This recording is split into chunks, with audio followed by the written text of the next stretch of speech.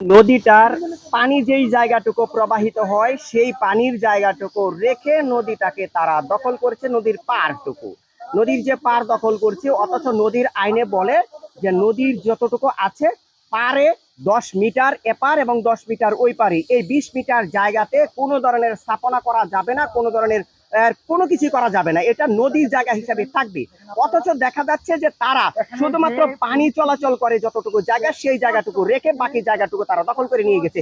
Even পানি যেখানে চলে আপনারা একটু সামনেও দেখছেন সেই জায়গাটুকু যে তারা বালি ফেলে এমন ভাবে ভরাট করেছে যে ভরাটের ফলে দেখা যাচ্ছে আমাদের পানি যাওয়ারও কোনো জায়গা নেই।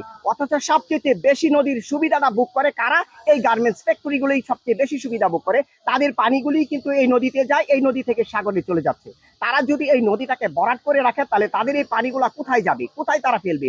সেটা কিন্তু আমার নিজেরই একটা প্রশ্ন তাদের কাছে। তারা যদি এই নদীকে রক্ষা না করে তারা বিপদে পড়বে। সেই বিপদের হাত থেকে অবশ্যই রক্ষা করতে হবে, আমাদেরকে এগিয়ে আসতে হবে, জনগণকে এগিয়ে আসতে হবে, সরকারকে এগিয়ে আসতে হবে। অনেক ধন্যবাদ যারা